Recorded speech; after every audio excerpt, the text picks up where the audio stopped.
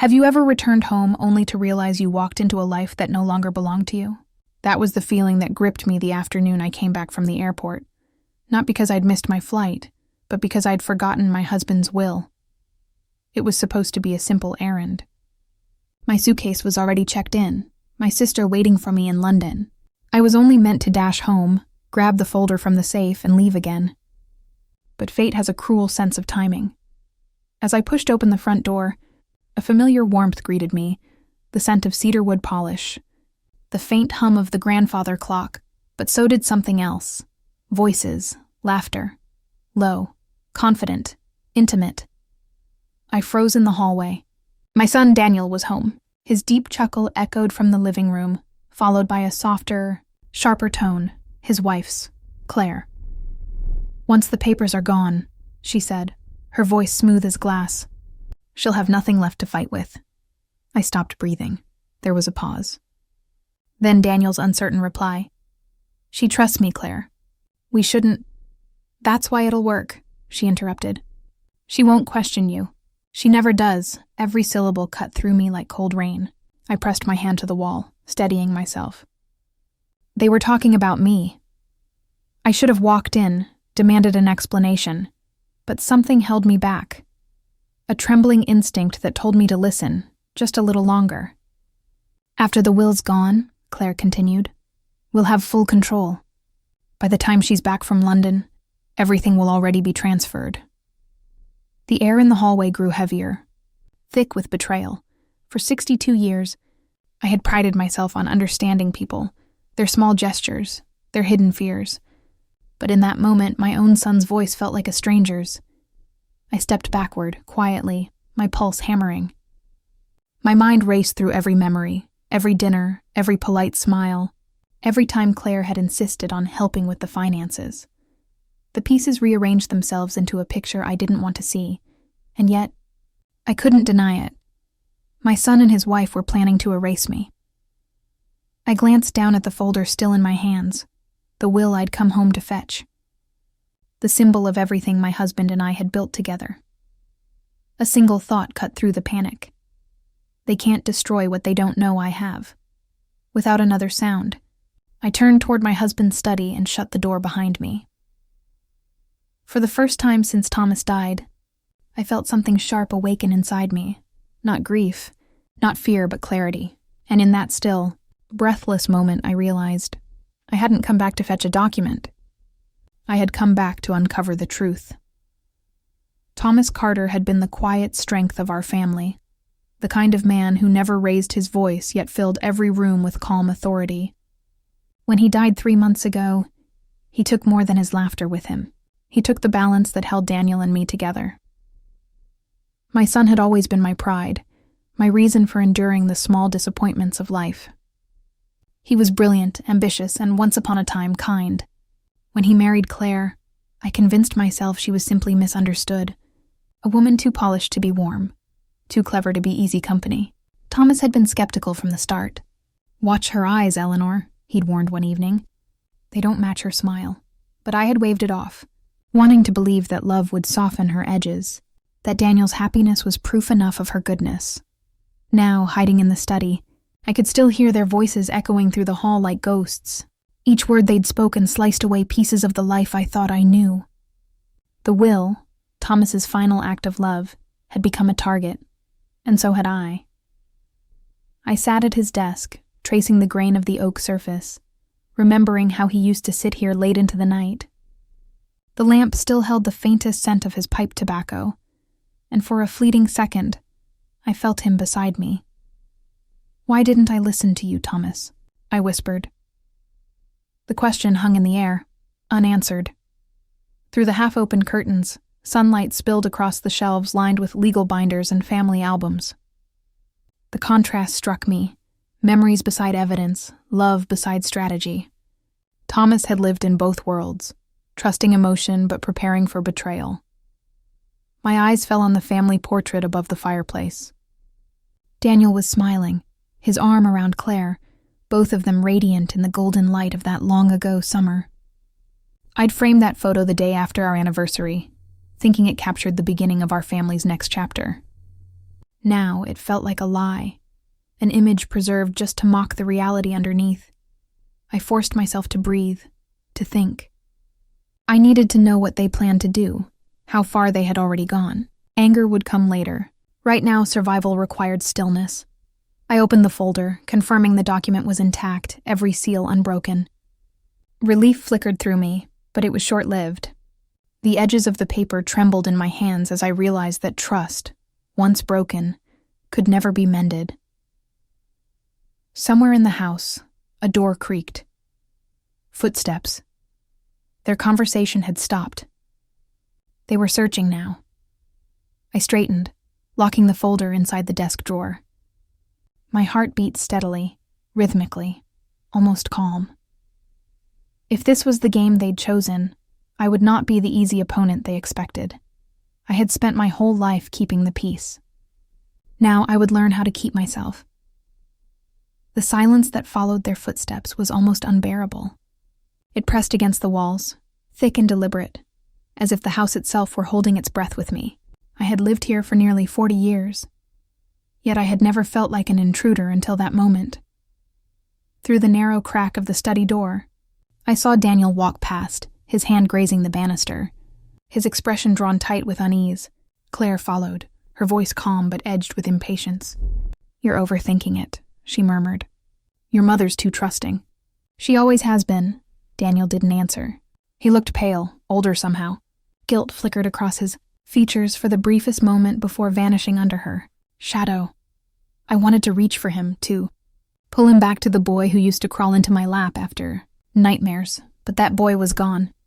The man standing there was someone I no longer recognized. I waited until their voices drifted upstairs before I moved. The study felt colder now, stripped of safety. My hands trembled as I opened the desk drawer again and retrieved the will. Thomas's handwriting, firm and deliberate, stared back at me, a lifeline disguised as ink. My mind raced. If they were willing to destroy this document, what else had they already done? In the kitchen, I found a stack of unopened envelopes, letters from the bank, statements from the insurance company. Claire's handwriting had signed several of them, on behalf of Eleanor Carter. My name, twisted into permission I had never given. A sharp, bitter laugh escaped me before I could stop it. How neatly betrayal wears the mask of help. I slipped the letters into my coat pocket and stepped outside into the garden. The air was sharp with autumn, the branches skeletal against the dimming sky. From the upstairs window, I saw Claire's silhouette move behind the curtains. She was searching now, confident, precise. I realized something then. This wasn't just about inheritance. It was about control, about removing the last obstacle between her and everything Thomas had built. The realization didn't break me. It steadied me. Inside, I heard Daniel's voice again, muffled but heavy. What if she suspects something? Then we make her doubt herself, Claire replied. We'll tell her she's confused, grieving. People believe what's easiest. The words slid through me like ice. I'd been many things, wife, mother, caretaker, but never a fool. As the light faded, I made a decision. If they thought grief had left me weak, they were about to learn that sorrow can sharpen. 2. I locked the will in my travel bag, grabbed my keys, and stepped quietly into the night. The house no longer felt like home, but it was still mine. And before they could take it from me, I intended to make sure they understood exactly who they were dealing with. 3 days passed in careful silence. I didn't confront them. I didn't call the lawyer or the police.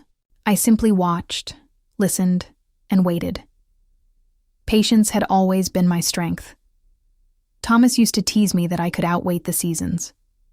He never knew how right he was. When Daniel called that morning, his voice carried that practiced cheerfulness I'd come to recognize as guilt in disguise. Mom, Claire, and I thought we'd drop by this evening. Maybe dinner together? Of course, I said softly. I'll cook your favorite. After I hung up, I took the will from its hiding place and made 3 copies. One for the lawyer, one for the bank, and one that I kept sealed in the inside pocket of my cardigan. The original, I left in Thomas's desk, where I knew they'd look. By the time they arrived, the sun had set. The house glowed warmly, the table set, the air filled with rosemary and roasted chicken. You would never have guessed the battlefield beneath that calm. Claire arrived first, stepping inside with her usual poise. She kissed my cheek, too perfunctorily to be affection. "You look wonderful, Eleanor," she said, her tone smooth, her eyes searching the room.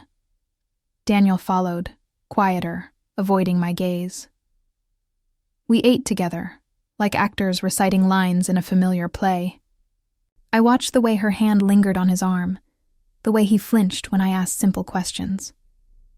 After dinner, I poured us tea and said casually, "Thomas's lawyer called earlier. He mentioned something interesting about the will." The porcelain clinked softly in Claire's hand. "Oh?" she asked too quickly. "Yes," I said, smiling faintly. "Apparently your father added a final clause before he died. Something about manipulation or coercion, voiding other claims." The silence was almost tender in its weight. Daniel's eyes darted toward her, confusion and dread tangled in his face. Claire's lips parted, but no words came. "I hadn't realized how thorough Thomas was," I continued. "He always said he trusted the truth to find its way home." I leaned back, studying them. For a moment, the only sound was the ticking of the clock. Claire's mask cracked just enough to reveal what lay beneath: anger, calculation, and a flicker of fear. "I'm sure he meant that as a general safeguard," she said, recovering. "Nothing for you to worry about." I smiled politely. "Oh, I'm not worried," I said softly. "Not anymore." That was the moment she understood. Her composure faltered, and Daniel's eyes filled with something I hadn't seen in years: shame. I didn't raise my voice or accuse them outright. I didn't have to. The truth had already landed, quiet and undeniable. When they left that night, the door closed with a finality that echoed through every corner of the house. For the first time since Thomas's death, I felt the air shift, lighter, freer. The war was over, and though they didn't know it yet, I had already won. The morning after their visit, the house was still again. The air carried that delicate calm that follows a storm, not peace exactly, but the fragile awareness that destruction had passed and survival remained. I sat in the kitchen with a cup of tea, tracing the rim of the mug, listening to the kettle's slow hum. The world outside looked the same: autumn leaves collecting along the path, the garden heavy with fading roses. But inside me, something irreversible had changed. Daniel didn't call. Claire didn't send her usual message of polite pretense, and I didn't reach out. The silence between us wasn't empty anymore. It was earned. It was mine. When I visited the lawyer later that week, he greeted me with quiet respect. "Mrs. Carter," he said, adjusting his glasses, "your husband was meticulous. His provisions protect you entirely. There's no legal avenue for challenge." I nodded, feeling neither triumph nor relief, just an odd stillness. The kind that comes from knowing the worst has already happened, and yet you're still here.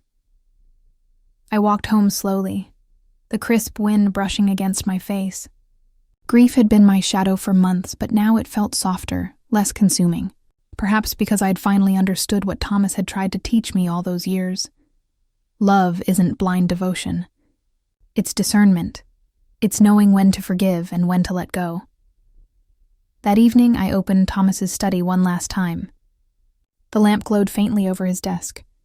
The will, the original, remained locked inside, untouched. I could have destroyed it, moved the assets, rewritten every term in my favor, but I didn't. Some victories, I realized, don't need paperwork. They live in the quiet decision not to be small anymore. On the mantel, the family photo still hung. Daniel's bright smile beside Claire's polished one. Thomas standing behind us, hand on my shoulder. For a long moment I stared at that image, seeing not what we were, but what we'd all become. Love had fractured, yes, but it hadn't vanished. It had transformed into something steadier, quieter, more self-contained. I took the photo down and replaced it with a framed note Thomas had once left me on my birthday. To my Eleanor, you build peace in others. One day, build it for yourself. The words glowed beneath the lamplight, a benediction and a challenge all at once. That night, I slept without the familiar ache in my chest. The house didn't feel haunted anymore, it felt claimed. Mine, fully, completely and rightfully so. I don't know if Daniel and Claire will ever come back, or if forgiveness will ever find us again. But I've stopped waiting for closure to arrive from outside myself. Sometimes, survival is the closure. And as I stepped into the garden the next morning, sunlight warming the frost-kissed grass, I whispered to the wind, "You were right, Thomas. I built it.